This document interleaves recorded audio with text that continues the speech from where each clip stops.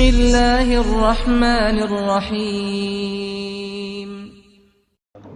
السلام عليكم ورحمة الله وبركاته.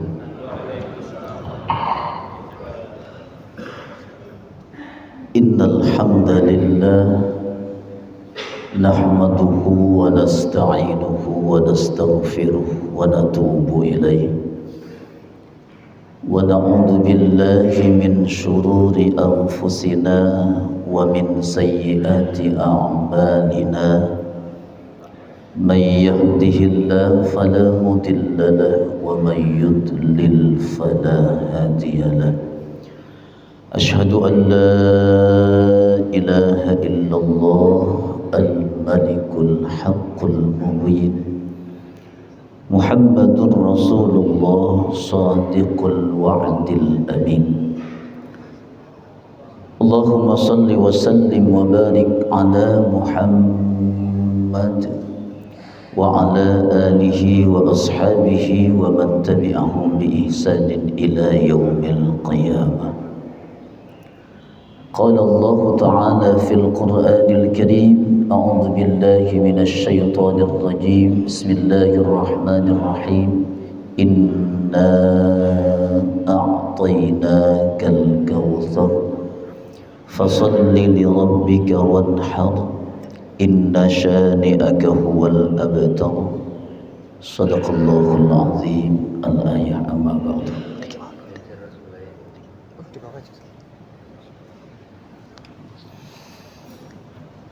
Hadratal Qurama wal Fudala wal Masyayikh, para alim, para ulama ingkang kula mulyakaken, wabil khusus jajaran takmir Masjid Al-Ikhlas Makarya Binamun, Bapak Ibu jamaah salat subuh Masjid Al-Ikhlas yang hadir pada saat ini yang saya muliakan. Tidak ada kata yang patut kita ucapkan di hari yang sangat membahagiakan ini selain ucapan Alhamdulillah atas berkat rahmat Allah, atas hidayah Allah. Kula kalian jenengan saged rawuh, saged hadir untuk melaksanakan kewajiban kita ibadah salat subuh berjamaah, kemudian kita lanjutkan dengan ta'lim rutin. Mudah-mudahan pertemuan ini diberkahi oleh Allah. Mudah-mudahan pertemuan ini menambah iman, menambah ilmu, menambah amal soleh menuju kesempurnaan ibadah kita. Amin. Allahumma amin. Para jamaah yang dimuliakan oleh Allah, tema sentral kita saat ini kita akan bahas seputar hukum kurban dalam Islam. Apa sih kurban itu? Kurban itu berasal dari akar kata qaraba yaqribu kurbanan.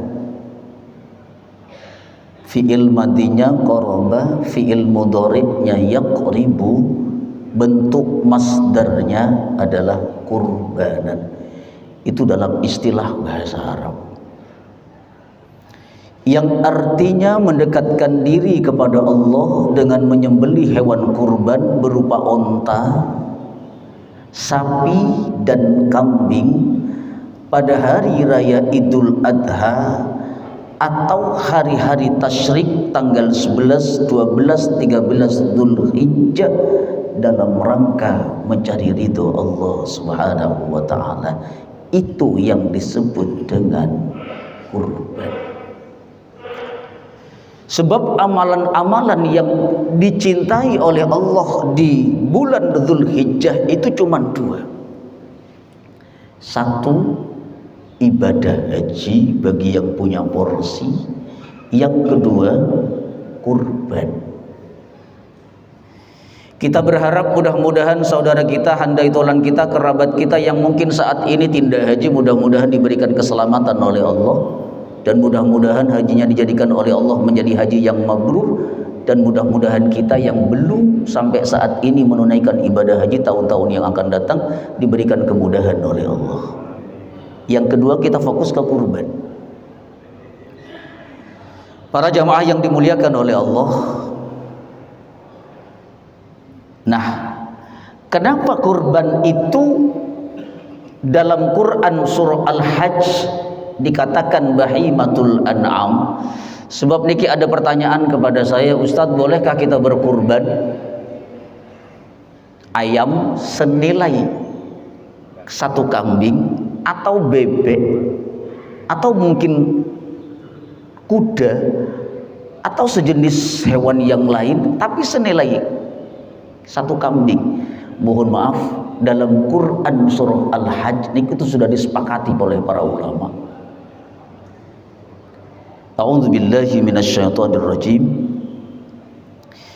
وَلِكُلِّ أُمَّةٍ جَعَلْنَا مَنسَكًا لِيَذْكُرُوا اسْمَ اللَّهِ عَلَى مَا رَزَقَهُم مِّن بَهِيمَةِ الْأَنْعَامِ فَإِلَٰهُكُمْ إِلَٰهٌ وَاحِدٌ فَلَهُ أَسْلِمُوا وَبَشِّرِ الْمُخْبِتِينَ.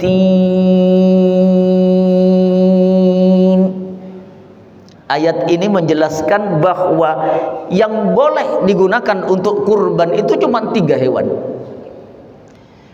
Makanya dalam Quran surah Al-Hajj ini dikatakan bahimatul an'am, hewan ternak. Apa saja hewan ternak yang harus kita kurbankan niku? Niki. 1 onta, 2 sapi, 3 kambing. Tapi kalau di Surabaya rasa-rasanya sudah tinggal 2, kecuali kalau di Arab 3, sapi dan kambing. Kalau panjenengan korban onta, bisa-bisa didatangi polisi, Pak. Ya ontanya siapa lagi kalau bukan ontanya kebun binatang? Sekarang yang 2 tinggal sapi sama kambing. Nah yang lebih banyak ini ngapunten, banyak yang korban perasaan. Lah nek korban perasaan nak tunggale. Para jamaah yang dimuliakan oleh Allah. Nah niki asal usul, asal mula perintah kurban. Saya akan jelaskan secara singkat mawon. Niki ayatnya panjang, Pak. Durasi yang diberikan kepada saya pokoknya sampai Isyraq. Luar biasa niki ngapunten nggih. Walaupun saya pertama kali datang ke Masjid Al-Ikhlas, niki luar biasa Masjid Al-Ikhlas. Rugi kula kalian jenengan kalau tidak memakmurkan Masjid Al-Ikhlas. Masjid sebagus ini, secantik ini dan fasilitas selengkap kayak begini gak dimanfaatkan, rugi, Pak. Kajian-kajiannya luar biasa. Ada ambulan, ada santunan anak yatim, ya Allah, luar biasa. Ini masjid betul-betul memberikan berkah buat lingkungan, insya Allah. Dinikmati mawon, Pak. Pun dalam Quran surah As-Saffat ayat 101 sampai 105 dinyatakan, saya akan jelaskan secara singkat. Niki doanya Nabi Ibrahim alaihissalam. Sebab asal mula perintah kurban itu adalah dari Nabi Ibrahim alaihissalam. Nabi Ibrahim niku berdoa kepada Allah, Rabbi habli minas salihin, Rabbi habli minas salihin. Ya Allah, berikan aku anak yang soleh. Tapi Nabi Ibrahim niki dalam sebuah riwayat memang orangnya dermawan. Orang Jawa mengatakan loman. Jangan cek dalam sejarah, bahkan dalam kitab Qissatul Anbiya wal Mursalin itu dinyatakan Nabi Ibrahim niku saking lomani, saking dermawannya, beliau tidak pernah makan sendirian. Beliau rela berjalan bermil-mil untuk mencari orang yang diajak makan. Rumahnya, pintu rumahnya itu dari segenap arah mata angin. Di selatan ada, di utara ada, di barat ada, di timur ada, di timur ada, di barat ada, untuk memudahkan tamu datang ke rumah beliau untuk dijamu, Pak. Dan Nabi Ibrahim niku pernah berkurban 1000 kambing, 300 lembu dan 100 onta. Saking dermawannya, makanya Nabi Ibrahim itu panggilannya adalah Khalilur Rahman. Khalil itu bahasa Arab adalah kekasih Allah, Ar-Rahman itu yang dermawan. Bukan hanya manusia yang memuji kedermawanan Nabi Ibrahim, malaikat pun memuji. Coba jenengan kalkulasi dengan pakai matematika. 1000 kambing itu kalau diuangkan berapa miliar, Pak? Taruhlah satu kambing, ini ke sebelah kanan ini pula tutulan kambing nih. Satu kambing 3,5 misalkan kali 1000 itu 3M, Pak, 3,5 M. Satu kali. Ulu kalian jenengan kambing setunggal mawon, ya Allah mikiri cek nemen nih. Kemudian ditambah dengan 300 lembu. Lembu itu bisa sapi. Satu lembu niku harganya kisaran sekarang 24 sampai 25 juta. Kali 300. Pinten, Mbak Ning? Ditambah dengan onta. Onta itu makanya ngapunten saya sampaikan, kalau kambing itu untuk 1 orang dalam hadisnya, kalau sapi itu untuk 7 orang, sementara untuk onta itu 10 orang. Kok beda, Ustaz? Iya, karena harganya juga beda. Onta itu saya pernah tanya pada orang ketika mimpin umroh niku masuk ke peternakan onta, saya tanya, bikam nadfa hadhil ibil. Saya katakan, bikam nadfa. Berapa harganya ibil? Ibil al-jamal, bimana al-jamal. Onta ini berapa? Dia mengatakan takriban. Dia mengatakan takriban sitin au sab'in rupiah. Miliun rupiah. Takriban, dia mengatakan takriban kira-kira kurang lebih satu onta itu kisaran harganya antara 60 sampai 70 juta. Jadi kalau misalkan satu onta untuk 10 orang, jenengan sokongannya bukan 3.200.000, 6.000 atau 7.000 per orang. Para jamaah yang dimuliakan oleh Allah, hingga puncaknya, mohon maaf, gambar ini nggih, gambar saya ambil di internet. Mohon maaf, saestu, sebab saya pernah diprotes oleh seorang dosen karena saya menggambarkan sesuatu itu gambar-gambar, dan artinya saya ambil di komik di internet, karena niki ilustrasi Nabi Ismail ketika akan disembelih. Nggih, auratnya terbuka kata segiten. Mohon maaf, ini gambar bukan foto nggih. Lukisan untuk mengilustrasikan, walaupun ini sebetulnya ilustrasinya nggak bener juga. Masa malaikat iku wedok ngono, wedhuse kenek pas niku. Nabi Ismail juga pas niku, ditelungkupkan, Pak. Saya sudah cek dari berbagai literatur, bahkan dalam kitab Durratun Nasihin itu ada sejarah bagaimana asal mula kejadian penyembelihan. Nek panjenengan tindak mina, panjenengan tanya kepada pembimbing, di mana tugu penyembelihan Nabi Ismail di tempat ini, ditunjukkan, Pak, ada tugunya. Para jamaah yang dimuliakan oleh Allah, singkat cerita saya jelaskan. Nabi Ibrahim ketika berkurban 1000 ekor domba, 300 lembu dan 100 onta, niku nadar, Pak. Saking lomane, ya Allah, kurban sebanyak ini nggak ada apa-apanya, ya Allah. Seandainya saya punya anak, akan aku kurbankan, ya Allah. Saat itu Nabi Ibrahim belum punya anak. Saat punya anak ditagih oleh Allah, wahai Ibrahim, tunaikan nadarmu. Itu terjadi pada tanggal berapa? 7 Dzulhijjah. Wahai Ibrahim, tunaikan nadarmu. Tanggal 8 Dzulhijjah mimpi lagi. Tunaikan nadarmu. Katanya kamu ingin menyembelih anakmu. Sembelih anakmu. Karena Allah ingin menguji Dulu Nabi Ibrahim belum punya anak, mungkin bisa taat kepada Allah, cinta kepada Allah, melebihi cintanya kepada harta bendanya, kepada anak dan istrinya, bahkan kepada dirinya sendiri. Sekarang kalau sudah punya anak, diuji oleh Allah. Tunaikan nadarmu, sembelih anakmu. Sampai tanggal 8, kenapa tanggal 8 itu dikatakan tarwiyah? Niki. Karena apa kata para ulama? Tanggal 8 itu adalah malam kebimbangan Nabi Ibrahim alaihissalam. Dia bimbang, apakah mimpinya itu betul-betul wahyu atau mimpi biasa. Kalau dikatakan mimpi biasa, kenapa datang 2 kali berturut-turut, tanggal 7, tanggal 8. Kalau dikatakan wahyu, kok iya kok anakku disuruh disembelih? Bimbang, Pak. Makanya bagi panjenengan yang ikut tarwiyah haji ala Rasulullah sallallahu alaihi wasallam, dan ini jarang dilakukan. Kalau panjenengan mengikuti haji ala pemerintah, nggak ada tarwiyah nih. Sebab dikatakan tarwiyah itu karena menyita waktu dan membuang-buang uang.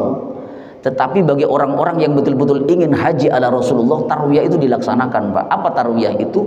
Sebelum tindak Arafah tanggal 9 Dzulhijjah, ke Mina terlebih dahulu dengan beralaskan bumi dan beratapkan langit, berzikir kepada Allah, mengikuti tilas Nabi Ibrahim. Tanggal 9 Dzulhijjah baru tindak Arafah bagi yang ikut tarwiyah. Tapi yang non tarwiyah, dia tidak akan ke Mina terlebih dahulu. Tanggal 9 Dzulhijjah baru tindak Arafah, kurang lebih jam 8 sampai jam 9 pagi waktu Mekah Al-Mukarramah, langsung ke padang Arafah untuk persiapan melaksanakan wukuf di padang Arafah. Para jamaah yang dimuliakan oleh Allah pun, sehingga puncaknya pada tanggal 9 Dzulhijjah niki, kalau ngaji pakai gambar lebih mudah untuk dipahami, Pak. Nih jenengan tingali niku Arafah, Pak, miniatur padang mahsyar, tumplek-blek, Pak, jadi satu. Ya Allah, niku petak-petak niku sanes kain nggih, niku kain ihram. Bahkan sampai tembus niku ke Jabal Rahmah. Apalagi yang haji sekarang, Pak, mohon maaf, kebetulan tahun ini saya nggak berangkat, karena saya juga termasuk pembimbing haji di 4 travel di Surabaya. Para jamaah, kenapa dikatakan Arafah? Kata para ulama, Arafah itu bermakna 2. Satu, dikatakan Arafah mantapnya keyakinan Nabi Ibrahim untuk menyembelih Nabi Ismail. Yang kedua, makna Arafah, orang-orang yang wukuf di padang Arafah yakin dia mengakui dosanya banyak, kemudian bertaubat kepada Allah, membaca istighfar, memohon ampun kepada Allah, dan dosa-dosanya akan diampuni oleh Allah. Makanya orang-orang yang melaksanakan wukuf, yang menunaikan ibadah haji, pulang dari Arafah, dosa-dosanya hilang, habis persis seperti bayi yang dilahirkan oleh ibunya. Kalau betul-betul hajinya lillahi ta'ala. Kadang-kadang hajinya model tomat ya, Pak. Budal tobat mulai. Tapi tak ngeriki boten enten. Saya kemarin, mohon maaf, mumpung ingat, saya teringat, Pak, kemarin 2 bulan sebelum Ramadan saya mengisi manasik haji di Masjid Al-Akbar Surabaya. Dan mohon maaf saya sampaikan, kualitas jamaah haji dulu dengan kualitas jamaah haji zaman sekarang beda. Riyen saat kulo kalian jenengan mungkin yang berangkat haji, tindak haji sebelum tahun 2003, 2002, 2003, maksimal 2003, 2004 panjenengan masih menangi bi'ru Zamzam, sumur Zamzam, panjenengan masuk ke dalam sumur Zamzam, yang laki-laki masuk ke sumur Zamzam laki-laki, yang perempuan masuk itu dibedakan. Itu jenengan kemudian ngambil air Zamzam kemudian dijadikan langsung dari sumurnya langsung, kemudian jenengan masih basah-basahan dengan menyiram ke kepalanya. Masih ingat nih yang tindak haji 2003 kula niku tasih menangi, Pak. Saya awal bimbing haji tahun 2003 nih. Niku jamaah niku ya Allah, sholat jamaahnya luar biasa. Dan kemarin Pak, mohon maaf karena materi yang disampaikan kepada saya, yang diamanahkan kepada saya adalah upaya meraih haji mabrur. Sebelum saya sampaikan materi itu, saya tanya kepada jamaah, kurang lebih 150 calon jamaah haji kemarin, yang saya kebetulan mengisi manasik itu, upaya meraih haji mabrur. Karena saya berbicara haji mabrur, saya tanya para calon jamaah haji, mohon maaf banget, tolong ngacung tangan. Baik Ustadz, tolong ngacung tangan jujur. Nggih Ustadz, wonten napa? Silahkan yang bisa lancar baca Quran tolong acungkan tangannya. Di antara 150 calon jamaah haji yang lancar baca Quran kemarin di Masjid Al-Akbar Surabaya cuman 35 orang. Ya Allah, aku ngelus duduk. Sebab materi saya berat, Pak. Upaya meraih haji mabrur. Mereka tanya, Ustadz apa kaitannya bisa baca Quran, bisa dan tidak bisanya baca Quran dengan masalah kemabruran haji? Lu jenengan nggak ngerti. Saya katakan begini aja ya, nggak usah jauh-jauh. Bapak Ibu ngapunten nggih, ngapunten sangat, jangan tersinggung. Panjenengan ini mau datang ke suatu tempat di mana tempat itu tempat turunnya Al-Quran. Di Mekah namanya ayat-ayatnya Makiyah, ya di Madinah namanya ayat-ayatnya Madaniyah.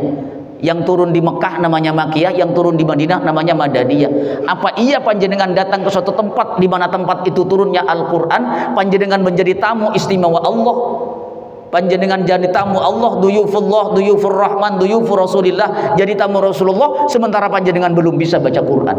Tolong saya katakan, mohon maaf, tolong sebelum panjenengan tindak haji, masih ada waktu 6 bulan 7 bulan ke depan, saat dirinya panjenengan tindak haji, tolong belajar baca Quran. 2 bulan dijamin bisa. Bagi yang tidak bisa, gratis, silahkan datang ke Masjid Al-Hikmah depannya UPN, nggak dikenakan biaya. Di antara 115 calon jamaah haji yang tertarik untuk belajar baca Quran cuma 3 orang.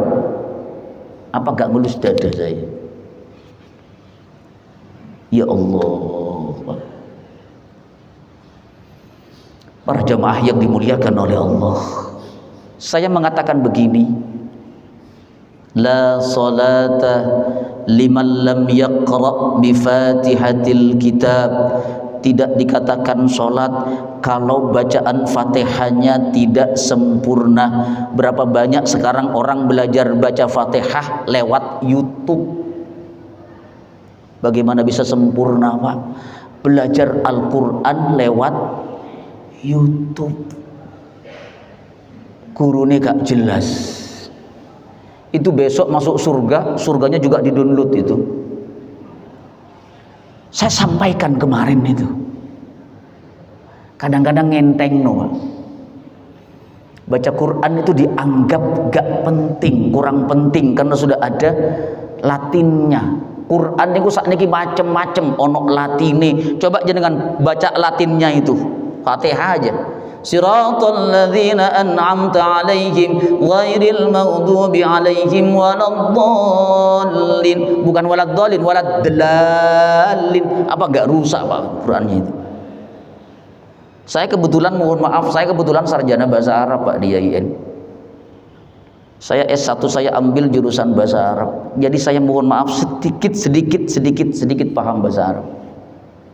Jangan baca Quran Allahu khalaqas pakai khalaqas samawati wal ard, itu artinya Allah pencipta langit dan bumi. Jangan baca Allahu halaqas pakai ha, bukan pakai kha. Itu maknanya beda. Allah tukang cukurnya langit dan bumi.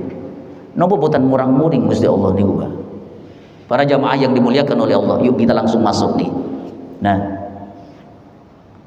pesan Nabi Ibrahim, pesan Nabi Ismail kepada Nabi Ibrahim alaihissalam. Niki namanya dikatakan Hijir Ismail karena di tempat ini tempat istirahatnya Nabi Ismail dan Siti Hajar ketika Hijir Ismail ini terbuat dari pelepah daun kurma. Apa pesan Nabi Ismail kepada Nabi Ibrahim sebelum disembelih? Saya sampaikan, ini sudah saya terjemahkan Pak. Saya ambil dalam salah satu kitab. Ini mudah-mudahan jadi satu kejadian yang sungguh luar biasa Pak. Seorang anak yang mau disembelih dengan ayahnya. Ketika Nabi Ibrahim mengatakan, qala ya abati fa'al ma tu'mar satajiduni insyaallahu minas sabirin. Surat As-Saffat ayat 100 sampai 105 nggih jenengan cek. Itu ketika ya bunayya inni ara fil manam anni adzbahuka fandur madza tara, wahai anakku tadi malam aku sudah mimpi nak, aku diperintahkan oleh Allah untuk menyembelih kamu nak. Gimana nak? Gimana nak pendapatmu nak? Coba nih anakku lo kalian jenengan bapaknya dapat wahyu untuk menyembelih anaknya. Anaknya langsung mengatakan bapak aja yang disembelih kan bapak lebih tua. Nabi Ismail boten Pak, makanya dikatakan fabasyarnahu bi ghulamin halim. Maka akan aku berikan kabar gembira kata Allah kepada Nabi Ibrahim dengan dikarunianya seorang anak yang halim, yang santun Pak. Nabi Ismail niku santun. Ganteng wajahnya dan ganteng punya akhlaknya. Apa pesan Nabi Ismail? Ini saya terjemahkan ke dalam bahasa Indonesia. Ayah, sebelum terjadinya penyembelihan nih Pak. Ayah, sebelum ayah menyembelih aku, ikat tangan aku ya, supaya aku tidak bergerak-gerak saat disembelih yang nanti akan merepotkan ayah. Ikat tanganku ya, ini perintah Allah. Kalau ayah tidak mengikat aku dan ayah ketika menyembelih aku sempat menatap wajah aku, maka ayah akan iba kepada aku dan ayah akan menggagalkan rencana ini, padahal ini perintah Allah. Tolong ya, ikat tangan aku ya, biar aku tidak bergerak-gerak ayah. Telungkupkan mukaku ke bumi ya ayah, agar nanti wajahku tidak terlihat oleh ayah saat ayah menyembelih aku, kemudian ayah merasa iba kepadaku, maka telungkupkan mukaku ke bumi. Makanya dalam riwayat Nabi Ibrahim niku saat menyembelih dari belakang Pak, bukan berhadapan, boten dari belakang, tapi pedangnya niku sampai ke lehernya. Jadi disembelih dari samping betul. Sebab kalau dari depan ngeten Pak, anake dhewe dibeleh, dikhawatirkan iba, itu yang tidak dikehendaki oleh Nabi Ismail. Saking santunnya. Kata Nabi Ismail, cincingkanlah baju ayah, lipat baju ayah, supaya tidak terkena percikan darahku sedikit pun ayah, yang nanti akan mengecilkan pahalaku, dan nanti jika dilihat ibu, nanti ibu akan merasa sedih. Ayah, tajamkanlah pisau ayah dan segerakan lintasan pisau di atas leherku ya, supaya mudah, sebab proses maut sangatlah pedih ayah. Ini sebelum terjadinya penyembelihan. Ayah, bawa pulanglah bajuku, sampaikan kepada ibuku supaya menjadi pengingat kenang-kenangan baginya, dan sampaikan salam hormatku kepadanya ayah. Kalau nanti ada anak yang main di depan rumah sebaya dengan aku ya, tolong ya suruh pergi, nanti ibu akan merasa sedih karena sudah tidak ada aku lagi ya. Itu pesan Nabi Ibrahim, Nabi Ismail. Setelah itu udah terjadilah proses penyembelihan. Singkat cerita yang saya baca dalam literatur itu, ketika disembelih sambil bertakbir, tapi ternyata pedang itu tidak mampu, jangankan memotong lehernya, melukai kulitnya pun tidak mampu. Jangan cek dalam kitab Durratun Nasihin. Kemudian disembelih lagi, ternyata tidak mampu. Saat 3 kalinya dikira pedangnya tumpul, ditebaskan kepada batu yang besar di depan, batu niku terbelah jadi dua saking landepe pedangnya Nabi Ibrahim. Disembelihkan lagi tapi ternyata tidak mampu lagi melukai leher anaknya, sampai Nabi Ibrahim mengatakan, wahai pedang, kenapa kamu kok tidak mampu melukai leher anakku? Bukankah ini juga perintah Allah? Wahai pedang, kenapa kamu tumpul untuk melukai leher anakku? Ini juga perintah Allah. Dengan izin Allah tuh pedang bisa menjawab, Ibrahim, maaf, aku diperintahkan oleh Allah untuk tidak melukai leher anakmu. Maaf, aku tidak akan taat kepada perintahmu, tapi aku akan taat pada perintah Allah. Turunlah malaikat yang membawa kibas. Makanya kadang-kadang ini yang dijadikan dalil oleh orang-orang yang kurban kambing. Ustadz, Nabi Ismail itu kan kurbannya diganti dengan kambing. Berarti kambing itu kurban yang paling bagus. Ini kadang-kadang akal-akalannya orang, Pak, yang belum paham nih. Kadang-kadang Ustadz katanya kita besok yang kurban kambing itu naik kambing ke surga. Kalau naik sapi digunakan oleh orang tujuh nggak kuat sapinya Ustadz. Makanya aku kurban kambing. Niki tenggen kulo nek ngriki insyaallah boten enten. Nah, yang lebih lucu lagi bahwa kambingnya rodok kuru koyo sing ceramah. Diserahkan kepada panitia, kemudian bisik-bisik, Pak, ngapunten nggih niki kurban kambing kula, tapi saya minta daging sapi. Wonten apa boten enten? Oh, boten enten nek ngriki tenggen kula berarti sing kathah. Nek ngriki boten enten, maksud kula boten enten sing ngaku boten. Jadi korbannya kambing tapi minta bagian sapi. Nanti saya sampaikan kurban yang terbaik itu yang seperti apa. Ayo. Para jamaah yang dimuliakan oleh Allah pun lanjut. Waktunya sudah menjelang Isra. Nggih, sekedap malih nggih. Nggih, sekedap malih. Nanti kita tanya jawab dulu biar saya ada masukan untuk saya. Niki dalile, maka kabar gembira bagi panjenengan yang sudah kurban. Kabar gembira niki dalilnya, hadisnya. Ma amila adamiyun min amalin yauman nahri ahabba ilallah. Hadis dari Aisyah. Nggih, saya langsung masuk ke intinya biar cepat. Ma amila adamiyun min amalin yauman nahri ahabba ilallah min ihraqid dam innaha la ta'ti yaumal qiyamati bi ghuruniha wa ash'ariha wa adlafiha wa anna ad-dama la yaqa' min Allah bi makanin qabla an yaqa' min al-ardi fadibu biha nafsan. Tidaklah anak cucu Adam mengerjakan suatu amalan yang lebih disenangi Allah pada hari kurban daripada mengucurkan darah penyembelihan hewan kurban. Sesungguhnya hewan itu akan datang pada hari kiamat kelak dengan tanduk bulu dan kukunya. Saya stop di sini dulu. Kenapa yang jadi saksi kok tanduk bulu dan kukunya? Sebagian ulama memberikan komentar begini, Bapak Ibu. Kalau yang jadi tanduk bulu dan kuku itu tidak berharga, nggak ada yang doyan. Niki sudah isrok nggih. Saya minta waktu 5 menit lagi lah, 10 menit lagi tanya jawabnya, ngapunten. Bulu tanduk kuku itu enggak ada yang mau, tapi kenapa dalam hadis ini kok jadi saksi? Para ulama mengatakan kalau bulu tanduk dan kuku yang tidak berharga pada daging kurban itu menjadi saksi, apalagi darahnya, apalagi kulitnya, apalagi dagingnya, apalagi kakinya, maka sekali lagi kabar gembira bagi panjenengan yang ikut kurban, tetesan darahnya akan menjadi saksi, menjadi tetesan darah diampuninya dosa-dosa orang yang berkurban. Alhamdulillah. Mudah-mudahan sapi yang satu nanti habis kajian ini ada 6 orang lagi yang ikut patungan kurban sapi sehingga jangkep 10 sapi. Kalau perlu lebih dari itu lagi, Bang. Insya pun niki yang terakhir. Niki yang terakhir. Pendapat ulama tentang kurban. Niki berbeda pendapat, Bapak Ibu. Imam Hanafi dan madhabnya niku wajib, gak bisa ditukar-tukar niku sebab ayatnya jelas niku. Imam Hanafi mengatakan bahwa kurban itu wajib. Dalile nopo Ustaz? Lene gak duwe ya apa mau punya uang, gak punya uang wajib.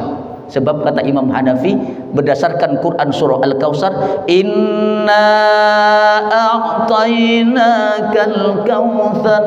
Sesungguhnya kami telah memberikan nikmat yang banyak kepadamu, kata Allah. Nikmat dari Allah itu banyak, dari ujung rambut sampai ujung kaki, dari bangun tidur sampai tidur kembali. Maka Allah hanya memerintahkan fasholli li rabbika wanhar, maka sholatlah, laksanakan sholat dan berkurbanlah.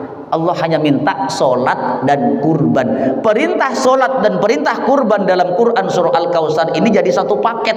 Dua-duanya pakai fi'il amar, pakai perintah. Fasholli li rabbika wanhar. Karena perintah sholat dan perintah kurban jadi satu paket, kata Imam Hanafi, kalau sholat hukumnya wajib, maka kurban juga hukumnya wajib.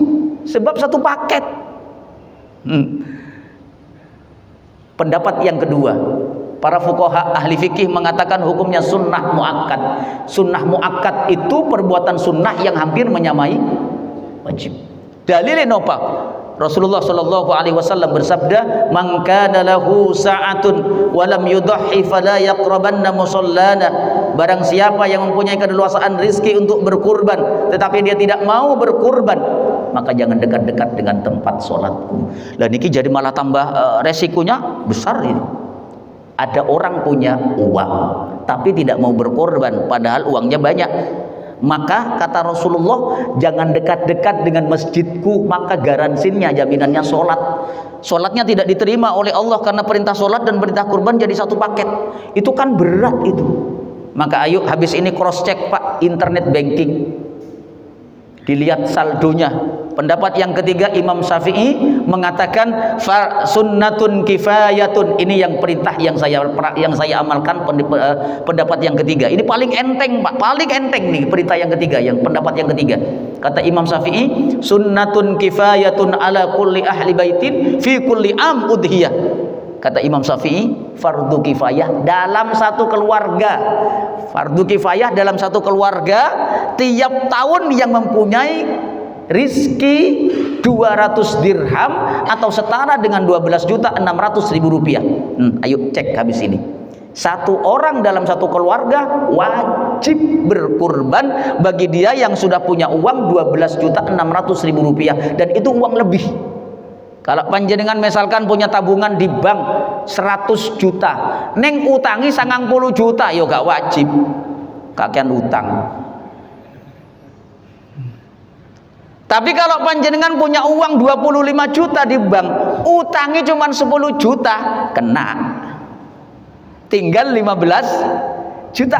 Kan 12.600.000 rupiah. Tolong serahkan kepada panitia kurban Masjid Al-Ikhlas. Tolong serahkan 3.200.000 rupiah. Wajib Pak niku Pak, dalam satu keluarga. Dalam satu rumah itu kadang-kadang ada dua keluarga loh. Keluarga mertua dan keluarga menantu. Sama-sama dicek Pak, internet banking. Yuk habis ini dicek. Yang merasa panjenengan punya keleluasaan rezeki langsung daftar Pak, saestu Pak.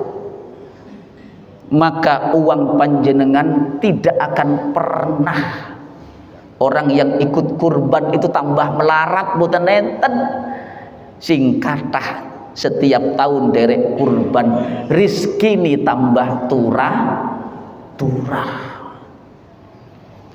Kemudian bahkan Imam Maliki dan Hambali mengatakan wajib meskipun dengan jalan hutang. Wis ngutango gak popo, asalkan sampean isok nyaur 1 tahun ke depan demi kurban, karena fadilahnya luar biasa.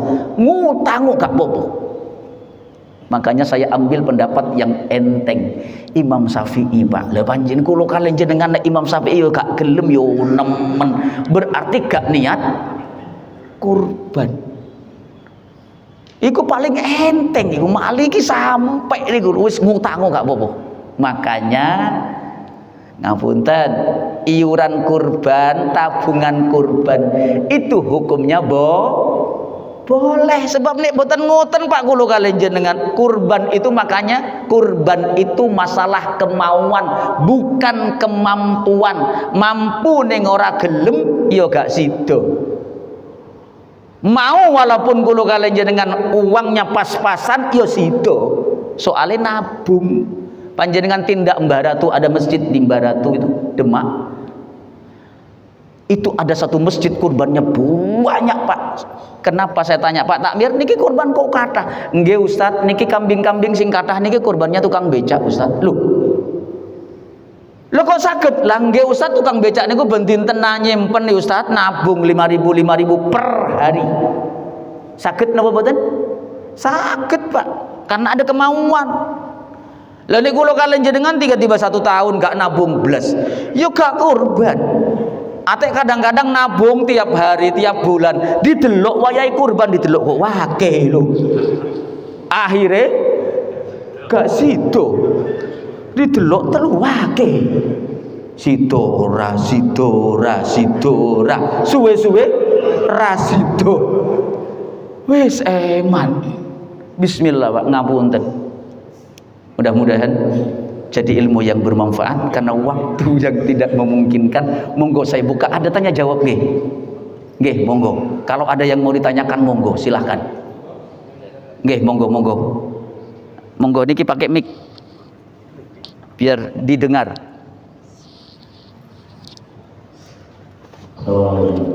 Salam, monggo. Mohon penjelasan, saya pernah dengar domba yang diturunkan untuk Nabi Ibrahim itu adalah domba yang kurbannya Habil. Nggih. Kurbannya? Habil. Oh ya. Yang diangkat Allah kemudian diserahkan untuk kurban mengganti Ismail. Nggih. Kemudian kalau urunan sekeluarga, bapak dan anak-anak bagaimana? Untuk satu kakak. Terima kasih. Oke, bagus. Ini pertanyaan bagus, Pak. Berdasarkan riwayat niku kuwatah nggih. Nggih bisa jadi juga. Tetapi riwayat yang sahih niku sing paling empuk kados e. Non sewu. Nggih, non sewu. Nggih. Aduh. Nggih. Riwayat niku kuwatah. Sebagian riwayat juga ada yang mengatakan seperti itu, karena dulu pada saat kejadian Habil dan Qabil niku itu kan rebutan wong wedok. Habil dapat Iklimah, Qabil dapat Labuda. Iklimah niku lebih cantik, Pak. Bukan berarti Labuda niku mboten cantik, cantik tapi lebih cantik Iklimah. Lah niku ada pernikahan silang. Nah, caranya agar bisa diterima oleh Allah memang harus kurban, harus sedekah, namanya sedekah bumi. Karena dulu kan masih belum ada orang banyak. Akhirnya Habil itu memberikan sedekah dari buah-buahan yang terbaik, termasuk kambing niku.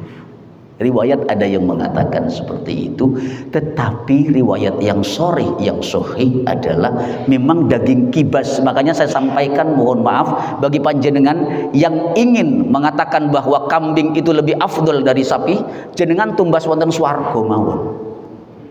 Bahasa guyon saya loh. Sebab saya cari di sini dari berbagai pendapat, ternyata untuk kurban terbaik itu para jamaah dikiaskan dengan orang yang datang melaksanakan sholat Jumat di masjid. Siapa yang melaksanakan sholat Jumat sebelum adzan berkumandang sudah berada di masjid, berarti seperti berkurban onta.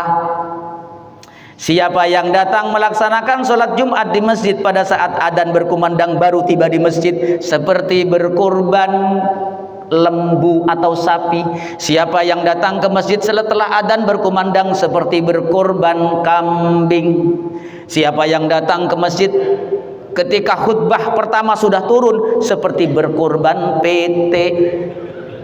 Siapa yang datang ke masjid untuk melaksanakan sholat Jumat sudah qomat, seperti berkurban endok.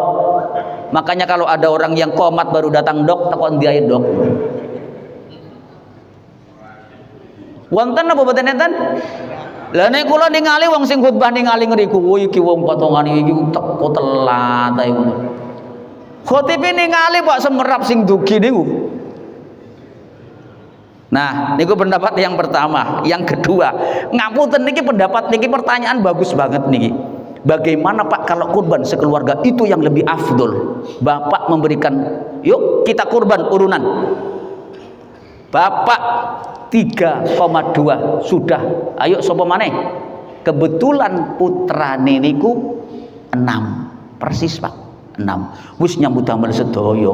Ayo Mas, sampean sik Mas, kakake. Siap. Yang adiknya juga semua pas Pak, 7 orang satu keluarga, itu yang paling bagus Pak. Harapan saya seperti itu. Sekarang Pak sing kurban satu keluarga niku ngapunten tenggen kula batin sanes gerigi. Yang kurban niku kan suami istri anaknya 6. Yang ikut cuman 1. Malah jadi panitia kuwabeh pitu-pitu nih dapat panitia. Jadi panitia. Opo kok belok jadi panitia? Untuk kurban lumayan. Untuk turah-turah. Tenggen kula nek ngriki mboten enten. Maksud kula tidak jauh berbeda. Mboten. Jadi ini yang kadang-kadang ngapunten, kalau panitia kurban tendensinya bukan karena ingin dapat uang, ingin dapat daging lebih lillahi ta'ala ngoten nggih. Jadi jawaban saya seperti itu yang terbaik. Kurban kalau satu keluarga langsung 1 sapi. 1 kurban dari keluarga Bapak Ahmad. Nama saya kan Ahmad Muafi. Bapak Ahmad. Kurbani sitok niku lho. Kadang-kadang wong kambinge sitok ae lho. Ini untuk keluarga besar saya. Piro kurbani sampean? Sitok kambing, tapi gawe sapa? Pokoke sekeluarga saya. Wong piro? 10. Ya Allah sakno panitiai. Niki juga ada. Makanya saya sampaikan, kambing itu untuk 1 orang, tapi keberkahannya untuk 1 keluarga. Enggak apa-apa. Tetapi yang dicatat oleh panitia sitok pengumuman 1. Lho gak mari-mari nyebut jenenge wong.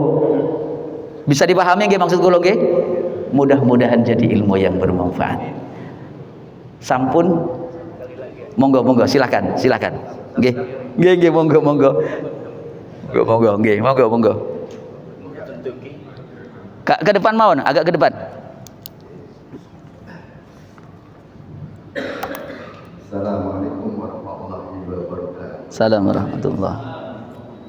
Memanfaatkan beliau yang alim, kita kaji ilmunya biar dapat ilmu. Ustaz, pertanyaan saya 3, tapi tidak harus dijawab sedetil, tak apa-apa karena waktu. Yang pertama, ini masih berkait juga dengan tadi kurban keluarga tadi Ustaz. Itu apakah boleh atau bisa kurban keluarga itu mandiri, artinya tidak diserahkan ke panitia. Kemudian diniatkan kurban dan pembagian kurban itu bukan berupa daging tapi masakan, gitu Ustaz. Yang pertama itu. Kemudian yang kedua, perbedaan mazhab tadi Ustaz, apakah itu berlaku untuk umum, general gitu? Artinya tidak ada kekecualian bagi umat Islam. Kalau memang ada kekecualian itu kriterianya seperti apa? Kemudian yang ketiga Ustaz, ini agak sedikit jauh tapi butuh pengetahuan. Kenapa itu ya?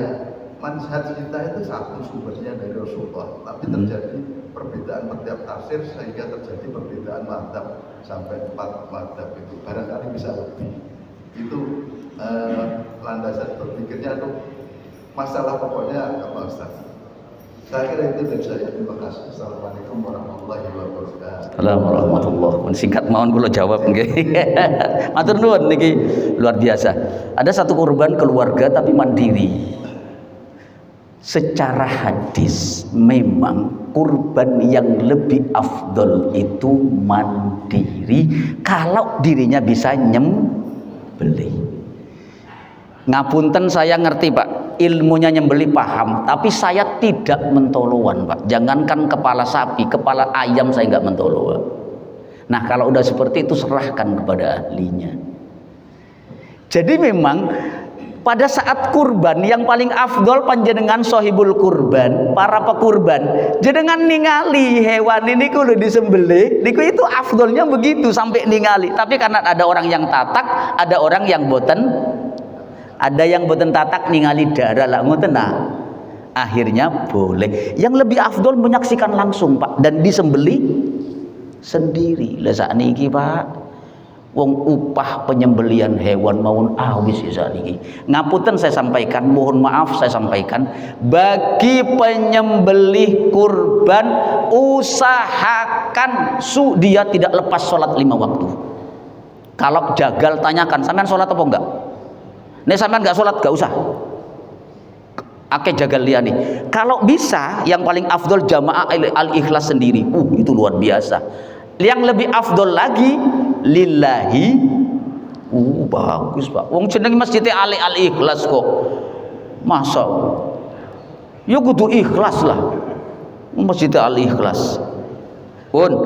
Jadi itu yang afdol memang disembelih sendiri. Jadi tidak itu paling afdol. Tapi karena ini adalah untuk syiar, ada baiknya kita sampaikan kepada masjid biar menjadi dorongan motivasi buat yang lain. Satu. Yang kedua, madhab umum.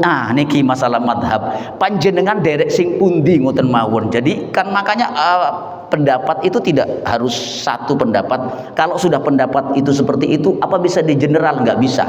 Panjenengan senang sing pundi, silahkan diamalkan. Kalau saya cenderung kepada yang lebih enteng, Imam Syafi'i. Panjenengan mungkin karena panjenengan punya uang pakai mungkin pendapat yang pertama, boleh, nggih. Atau pendapat yang kedua, yang ketiga itu adalah paling enteng. Yang keempat itu yang berat Pak.